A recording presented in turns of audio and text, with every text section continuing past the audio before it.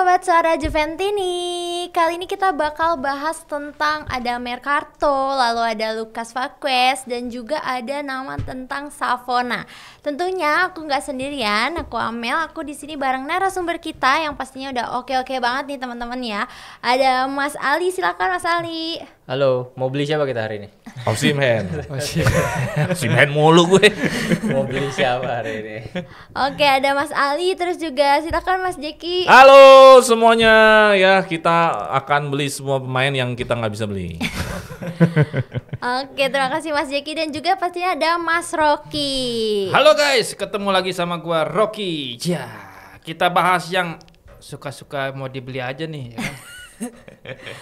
Oke, kalau gitu teman-teman Suara Juventini pastinya jangan di skip ya, tonton terus video ini karena pembahasan kali ini pastinya seru banget ya. Dan juga nih buat teman-teman nih yang mungkin pengen nih jadi salah satu narasumber seperti mas-mas ganteng kita di sini ya, boleh banget caranya tinggal kalian bergabung aja di membership Suara Juventini. Kalau gitu kita langsung masuk aja nih ya Mas ke materi perdana kita ya. Oke, bursa transfer Juventus nih kembali memunculkan banyak dinamika ya. Di satu sisi prioritas untuk sektor back tengah ini masih belum jelas nih terlihat ya, membuat spekulasi semakin liar. Nah, di sisi lain tawaran mengejutkan ya datang dari Real Madrid nih lewat agen Lucas Vazquez yang disebut menawarkan nih sang pemain ke Juventus ya. Dan yang tak kalah menarik, nama Savona kini menjadi incaran nih sejumlah klub Premier League yang membuat Juventus berada di persimpangan nih ya, apakah ingin mempertahankan aset muda atau melepas nih untuk dana segar. Nah, tiga isu ini jadi sorotan utama kita hari ini. Oke, kita langsung aja ke materi pertama kita nih. Di jendela Mercato kali ini ya, Juventus ini terlihat lebih fokus nih untuk memburu sektor serangan dan fullback kanan dengan banyak nama yang terus bermunculan di dua posisi itu. Namun satu area yang seolah terabaikan justru lini pertahanan tengah nih, padahal ya kondisinya ini cukup mengkhawatirkan. Nah, Bremer dan Cabal masih diragukan performanya setelah cedera panjang. Sementara Kelly satu-satunya opsi yang tersisa selain Gatti dan Kalulu itu belum benar-benar meyakinkan nih, baik di mata klub ya Juventus maupun di para Juventini. Nah, duet di jantung pertahanan sejauh ini juga belum optimal, terutama saat menghadapi bola-bola udara ya yang kerap menjadi masalah serius Juventus. Kira-kira mengapa nih Mas, Juventus kok tampaknya lebih fokus pada sektor serangan dan fullback kanan nih di Mercato, sementara kan kondisi center back ini juga sangat riskan nih Mas ya. Apakah manajemen nih terlalu percaya gitu ya pada Bremer dan Cabal ya, meski mereka baru pulih juga ya dari cedera panjang, atau sebenarnya Juventus ini memiliki target center back tapi tertahan nih oleh faktor-faktor lain seperti mungkin dana, lalu ada prioritas taktik atau negosiasi. Nah, gimana nih pendapatnya? Boleh deh Mas Jeki dulu deh Mas, langsung lihat saya. Oke, terima kasih Amel ya sudah bareng sama kita hari ini. Oke, sama-sama Mas. Ya kenapa jadinya center back? Karena yang menarik memang lini serang sih. Karena lini serang kan namanya lebih beken ya dibanding center back ya. Tapi memang ini sangat khawatir sekali, sangat riskan sekali kalau misalkan kita tidak memikirkan fokus di center back ini ya. Jadi sekarang posisinya nggak seimbang kalau misalkan kita tidak memikirkan center back. Sekarang tadi kan Amel sudah sebutkan, kita posisinya ada Cabal, ada Bremer yang lagi sedang cedera, dan ada Kelly, ada Gatti, ada Kalulu, ada Savona. Sekarang Savona aja udah digoda-goda nih. Nah ini kan juga ada khawatiran nih, nanti kita juga akan bahas Savona. Nanti kalau misalkan Bremer sama Cabal ini kembali lagi nanti di pramusim, kita kan kalau lihat pramusim itu, kita nggak bisa bilang itu adalah sebuah performa nyata ya. Karena menurut gue, pramusim kan ya namanya pramusim gitu, uji coba ya kan, coba-coba bukan performa aslinya. Performa aslinya ya Giornata 1 sampai Giornata 38. Jadi menurut gua ini sangat riskan sekali ketika kita tidak memikirkan center back ya. Jadi karena memang tadi kualitas dari ketahanan kedalaman skuadnya juga mengkhawatirkan. Takutnya yang kita khawatirkan adalah kalau Bremer sama Cabal ini belum kembali ke performanya. Dan ditambah lagi Savona kejual. Ya udahlah, kalau gitu Jonathan David nanti back. Karena nggak ada Locatelli lagi ya gitu. Locatelli lagi jadi backnya. Jadi sangat riskan. Terus kalau misalkan pertanyaan kedua, apakah manajemen terlalu percaya pada Bremer dan Kabal? Ya kalau Kabal kita ngomongin kedalaman squad ya. Kalau terlalu percaya pada Bremer jelas ya. Selama ini Bremer mampu mengawal pertahanan Juventus dengan baik di situasi-situasi yang sebenarnya Juventus nih masih dalam situasi yang belum solid, belum bagus gitu loh. Kelihatan banget waktu Bremer sebelum cedera, Juventus kebobolannya sangat sedikit sekali, bahkan banyak clean sheet. Bremer itu kan unggulnya pertama adalah duel udara. Bremer tuh unggul duel udara. Bremer unggul juga masalah speed, kecepatannya. Walaupun badannya sterk kayak gitu, tapi kenceng larinya. Nah ini yang bagus buat recovery kalau misalkan kita lagi main di garis tinggi. Kita main di garis tinggi, Bremer punya kecepatan untuk recover itu, belum lagi duel-duel udara yang sekarang terekspos nih, golnya Juventus kebanyakan dari crossing. Lawan Madrid kemarin kan crossing. Banyak ke-expose gara-gara crossing. Jadi wajar mengandalkan Bremer, cuman masalahnya adalah Juve harus butuh backup yang karakteristiknya mirip Bremer. Gitu loh. Karena kalau misalkan mencarinya tidak bukan Bremer ya masalahnya nggak selesai. Toh buktinya datang Kelly kan nggak selesai masalah kita. Malah nambah. Nambah ya masalahnya. Nyusahin. Nah gitu loh. Nah terus pertanyaan ketiga, apakah Juventus sebenarnya punya target center back tapi terhambat faktor lain? Itu pertanyaan yang paling benar. Ya punya target center back, ya kan? Menurut Mercato yang kita sedang baca-baca, ya prioritas pembelian untuk sisi pertahanan ini pertama yang di sisi Juventus yang sangat diprioritaskan adalah fullback. Nama fullback tuh hampir tiap minggu ada terus. Ya Dodo lah ya, nanti ada Vaquez, nanti ada Palestra, nanti ada banyak deh. Klaus, ada Pubil. Banyak banget nama fullback kanan ya. Gue nggak ngerti kenapa kanan temen banget. Tapi untuk nama center back ada dua yang paling masih disebut-sebut, Balerdi sama Cabot. Jadi dari Stuttgart ya kalau nggak salah. Leoni jadi nggak sih? Hah? Leoni masih diincar nggak sih? Udah nggak ada lagi berita. Udah nguap kan? Udah redup. Udah redup. Diincar klub lain juga soalnya. Dan jadi itu yang pertama, kebanyakan fokusnya sama fullback. Yang kedua, negosiasi di Mercato musim panas ini sangat alot ya. Yang keluar-keluar ini sampai kita bikin ini aja belum ada yang keluar ya. Mungkin dikit lagi WA sama Manggula karena sangat alot.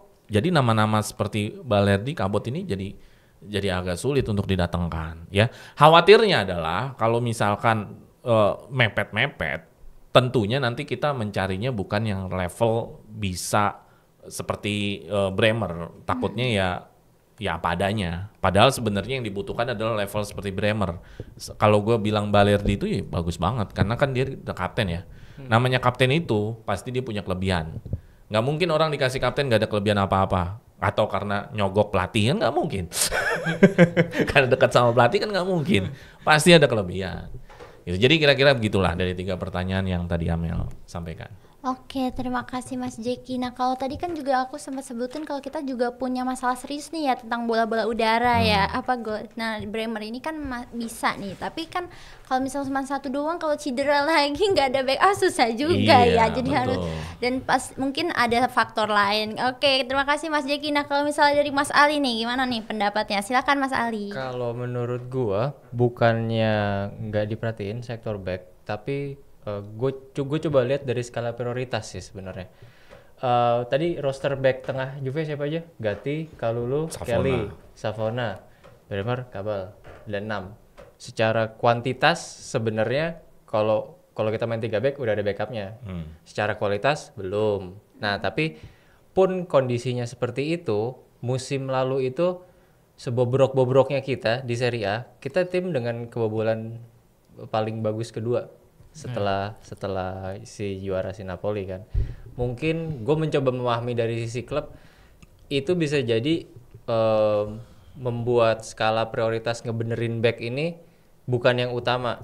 Sementara kalau kita ngelihat dari musim lalu, PR-nya Juve itu adalah tengah ke depan kan. Gimana kita bisa mengkreasikan peluang, gimana kita bisa abis unggul kita bisa langsung kill the game lah atau apapun lah itu istilah, kita create chance untuk gol berikutnya. Itu kan yang kelihatan banget dari Juve di musim lalu kan. Kita kita tidak bisa semudah itu either membuat peluang atau mengkreasikan peluang. Makanya fokus Mercato Juve prioritas utamanya gue rasa di area-area yang musim lalu tuh nggak begitu optimal. Let's say satu striker kita musim lalu memang Siapa Lik? yang mau dijual yang nggak mau dijual itu kan Vlahovic yang musim ini sudah pasti nggak akan masuk skema. Musim lalu Randal Kolo Muani ya kan, yang musim ini juga masih ditahan sama klub parentnya kan, sama PSG kan. Kita baru dapat Jonathan David. Oke lah, itu aja masih ada PR sebenarnya di lini serang. Di lini tengah kita sama-sama tahu kita nggak punya pelapis yang oke untuk duet Thuram Locatelli. Di back kiri kita cuma punya Cambiaso, yang mana sebenarnya kalau formasi 3 back kiri back kanan ini kan harus super, dia harus oke bertahan, oke nyerang. Back kanan kita cuma punya Costa yang menurut berita mau pindah. Jadi kayak menurut gue jatuhnya tuh sektor yang paling tidak bolong itu justru back tengah. Jadi mungkin itu kali. Jadi bukannya tidak diperhatikan tapi tidak jadi prioritas utama. Terus satu lagi, kalau tadi apa yang kedua kan untuk penggantinya ya. Penggantinya ya itu dia. Mungkin udah ada yes but udah ada tapi ya tunggu dulu. Tunggu either ada yang kejual dulu atau tunggu apa ya dinamika Mercato kan juga masih banyak ini kan, juga masih jauh sampai kapan sih, akhir Agustus ya? Iya, masih. Nah, ya jadi mungkin pembelian utama tuh difokusin buat sektor tengah ke depan tuh back mungkin akan terakhir ya dengan harapan siapa tahu ya di akhir Mercato ada yang panik selling kali kan. Pemain-pemain yang mau di offload tapi belum kebeli gitu kalau dari gua. Oke, berarti kalau dari Mas Ali malah itu cukup mumpuni ya dari sektor center back itu malah udah cukup mumpuni. Jadi bukan disingkirkan tapi belum menjadi prioritas utama aja. Jadi yang kita prioritas utama itu masih ke yang striker, serang sama fullback kanan ya. Kalau dari Mas Rocky nih, silakan Mas. Kalau dari saya sih harus beli ya. Mungkin beda sama abang-abang ini ya kan. Karena mengingat Juventus akan melakoni beberapa pertandingan yang cukup padat, karena di musim depan juga ada UCL, Copa, terus Liga, ya mungkin beberapa turnamen lagi yang mungkin bisa diikuti oleh Juventus. Karena jika tidak ada kedalaman skuad yang cukup mumpuni di back-back tengah ini ya kayak setelah Kabal dan si Bremer ini cedera, jadi sering kebobolan kayak gitu kan. Ya emang benar kata Bang Jeki, harus mencari yang karakteristiknya mirip dengan Bremer. Tapi at least setidaknya kita harus bisa cari second layernya yang mirip hampir dengan Bremer kayak gitu. Karena beberapa incaran Juventus itu juga udah pada ngilang, udah here we go-nya ke klub lain ya kan. Hanko udah ke Arab. Iya. Hanko ke Arab. Nah, Hanko yang tadinya gue pikir bisa masuk starting di musim depan malah ke Liga Arab ya kan. Ini yang justru mungkin PR jadi Komoli ya kan, yang harus memikirkan kira-kira siapakah yang bisa at least menjadi second layernya di back tengah ya kan. Terus yang kedua pertanyaannya tadi kenapa si Bremer sama si Kabal ya? Iya. Ya kedua pemain ini emang penting banget ya. Tapi karena cedera di musim lalu ya cukup menyakitkan, karena ACL kan cederanya itu cukup panjang dan belum tentu pemain itu bisa menemukan performance terbaiknya ketika pasca balik dari ACL. Walaupun kemarin Bremer sudah dibawa pramusim ke Amerika, tapi gue melihat di sini harus butuh cari ganjelan lagi lah kayak gitu dari pemain kedua ini. Apalagi Kabal juga masih belum ada kabar terbaik, belum bisa join the group juga, karena mungkin pemain-pemain yang diincar Juventus ya mudah-mudahan sih bisa masuk ya, kayak Balerdi. Terus ya gue nggak tahu Leonid nih udah nguap lagi apa gimana ya kan. udah main trial udah nggak ada lagi namanya. Udah jadi trial tau nggak Leonid. Jangan sampai di menit-menit terakhir kita panik buying kayak gitu kan, dapat pemain yang antah berantah ya kan, kayak maaf mungkin ada pendukungnya Kelly ya, gue kurang setuju ini kayak seperti panik buying beli si Kelly ya kan, ya belum bisa menunjukkan standarisasi Juventus sebagai punya lini pertahanan yang terbaik sih kalau menurut gua kayak gitu. Oke, terima kasih Mas Rocky. Berarti kalau menurut Mas Rocky ini emang harus beli ya, keburu nanti pada here we go ke klub-klub lain atau keburu dibeli ya. Disamber keburu. Kalau menit-menit akhir nanti keburu pada sold out nih yang kita incer nih malah. Soalnya kalau misalnya kita panik buying, ya udah belinya ngasal aja. Maksudnya pemain-pemain tier 2, tier 3 kayak gitu, entah siapa namanya yang kurang terkenal menurut gua tiba-tiba dibeli aja. Nah ini siapa kayak gitu? Ntar beli tertiga terkenal J.I.Z. Sama ini kalau terkait Bremer sama Kabal itu menurut gua mereka baru akan match fit tuh bener-bener ini dengan asumsi pre-seasonnya oke ya, dengan asumsi mereka bisa building fitness bagus di pre-season ya, itu menurut gua baru akan layak match fit loh, bukan perform. Itu kan biasa 9 bulan tuh, paling kemungkinan kayaknya akhir Agustus, jadi kayak Giornata 2, Giornata 3. Jadi memang itu juga nggak bisa dipasang full ya pasti. Nggak bisa dipasang full pasti. ACL tuh komplikasinya berlebih banget. Makanya harus beli back. Iya ya. Iya tapi itu dia, tapi kayak menurut gua nih kayak 10 Giornata awal kayaknya Juve masih harus agak-agak rela kalau trio back tengah tuh masih sama kayak musim lalu. Rugani dijual nggak sih? Belum. Oh iya, kita belum nyebut Rugani. Iya, masih ada kan? Masih ada. Itu hidden gem loh. Hidden gem.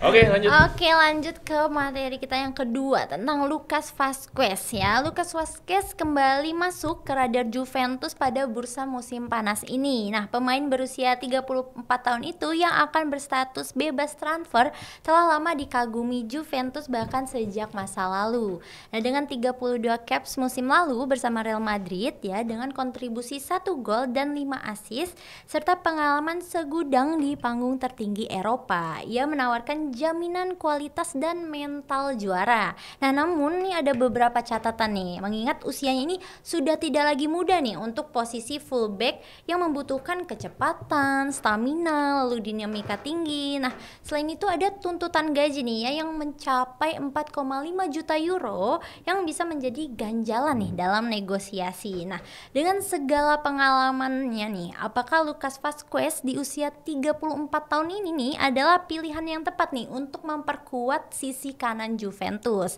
Mengingat peran full fullback ini kan sangat menuntut fisik dan mobilitas nih Mas ya. Apakah Juventus seharusnya lebih memilih opsi yang lebih muda nih dan potensial gitu seperti Dodo dibandingkan mendatangkan veteran seperti Vazquez? Nah, gimana nih Mas? Tadi kan Mas Jeki, sekarang Mas Ali deh, boleh silakan Mas Ali.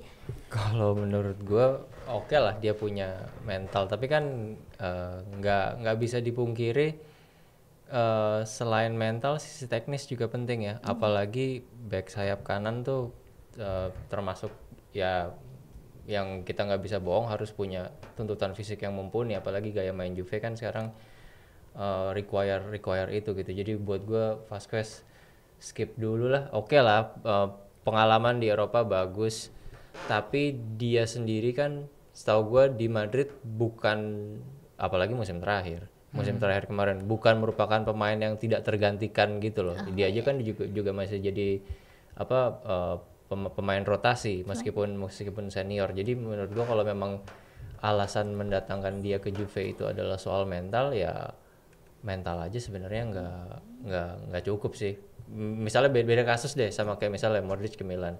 Modric memang secara fisik udah drop banget, tapi mental dan teknik dia utamanya itu kan masih sangat kepake, dan area permainan dia kan memang kita bisa bilang tidak se-physically demanding kalau main di back kanan gitu kan. Si Modric kan di CM itu masih bisa diakalin gitu, tapi kalau back kanan tuh harga mati tuh nggak bisa.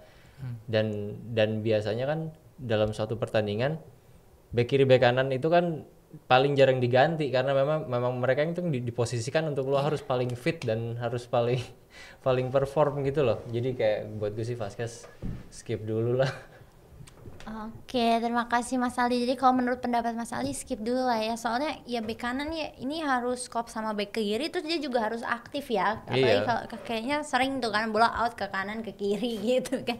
Oke, kalau misalnya dari Mas Jeki nih gimana? Apakah skip juga atau gimana nih Mas? Silahkan Mas Jeki. Ya gua ini ya maksudnya nggak terlalu suka dengan pemain yang sudah cukup senior atau tua dalam artian ini udah maksud gue gini, kalau misalkan pemain senior tuh harus bintangnya bintang banget gitu loh. Itu dia. Kayak CR7, ya Modric oke lah, tapi udah tua banget Iya. 39 tahun. Tapi pertimbangannya kan Kayak itu. De Bruyne Iya, gitu. Modric, De Bruyne, mereka tuh Ballon d'Or quality gitu, Iya, Ballon d'Or quality. Vasquez karena dia main di Real Madrid bukan berarti dia bintang besar sekali gitu. Iya. Gue nggak melihat dia bintang besar. Jadi gue pertama gue tidak ideal buat Juventus. Gue tidak memilih dia untuk menerima dalam artian gue tidak terlalu excited lah, tidak terlalu happy kalau misalkan dia join sama Juventus. Alasannya sangat sederhana ya. Kalau di posisi fullback kan tadi Amel sudah kasih dengan pendahuluan, betul bahwa fullback itu kita butuh kecepatan, butuh eksplosif, butuh dynamic.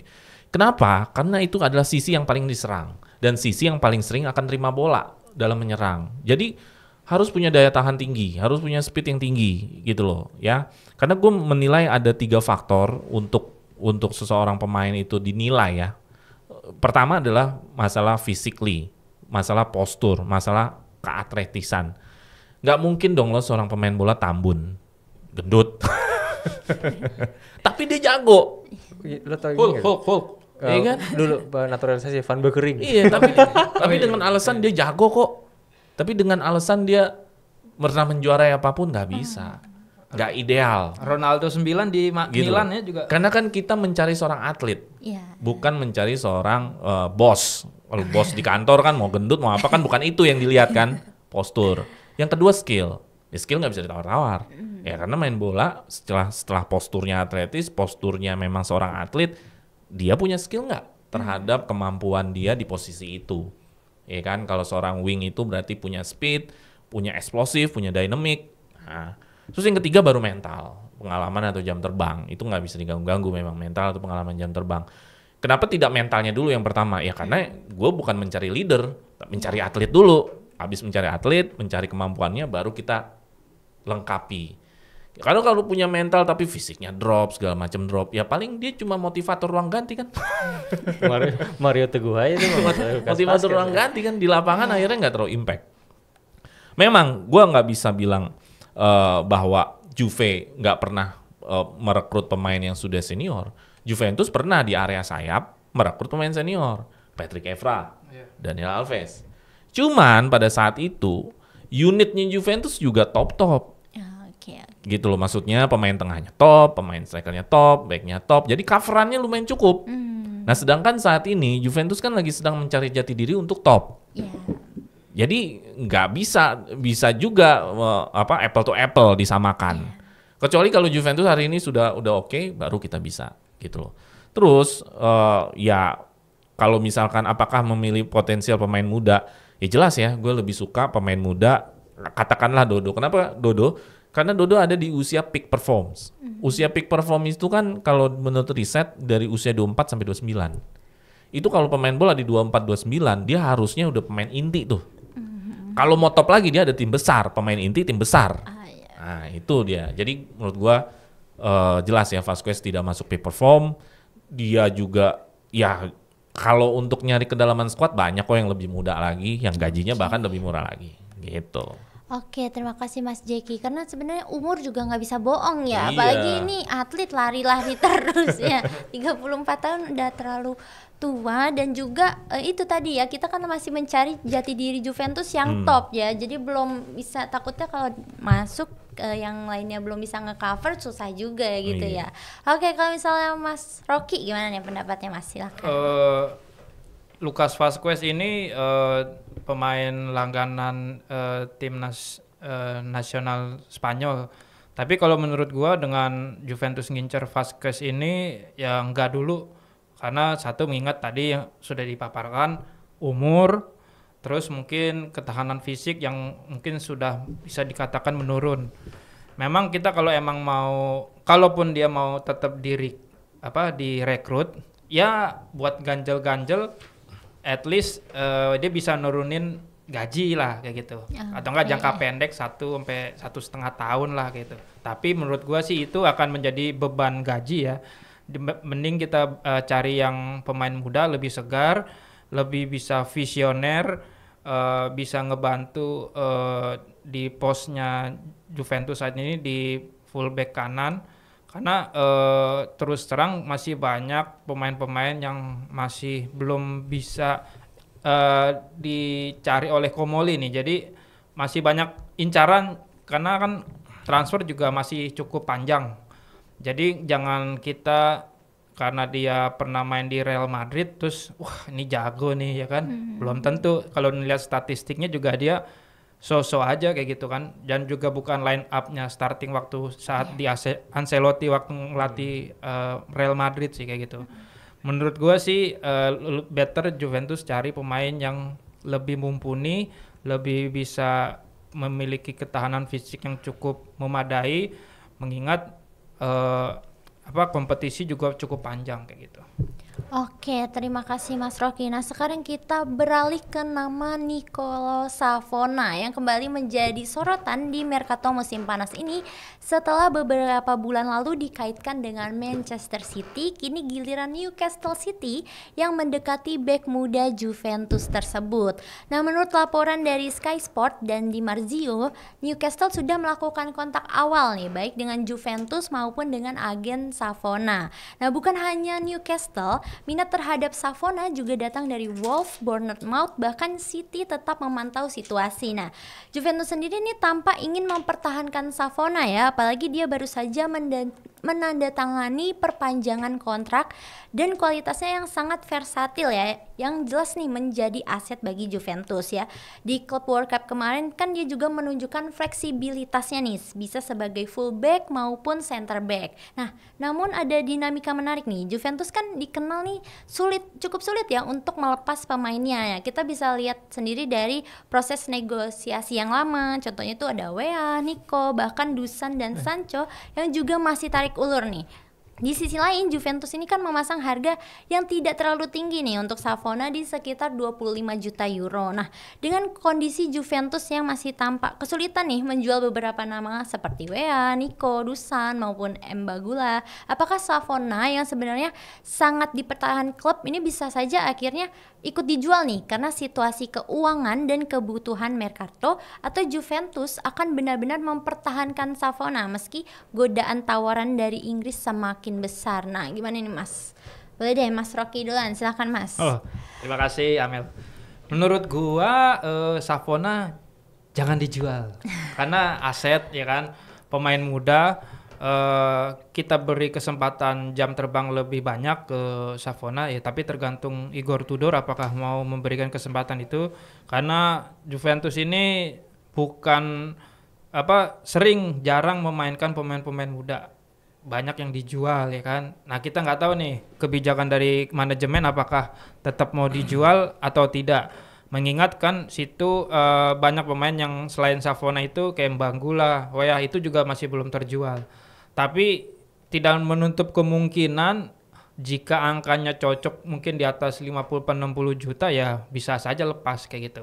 Tapi kalau menurut gua sih pribadi Savona tetap di keep dulu hingga 1-3 musim ke depan, kita lihat performanya seperti apa. Karena kan kemarin di pramusim di Tour Amerika dia cedera ya kalau nggak salah ya.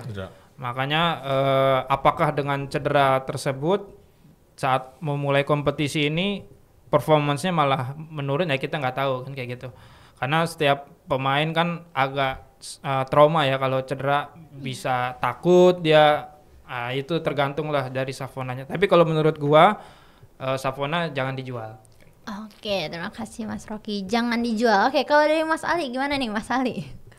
Gue mau ngebuka. Jadi menurut gue gini, Savona ini kan baru inquiry awal doang nih dari Newcastle, dan gue rasa Juve baru akan seriously considering kalau rencana-rencana penjualannya tuh belum ada keberhasilan sampai batas waktu tertentu. Jadi kalaupun Savona nanti diputuskan akan dijual, ini pasti di skema-skema panic selling nih. Iya. Tapi kan kita lihat sekarang yang paling mungkin transfer keluar terjadi kan Weah Banggula.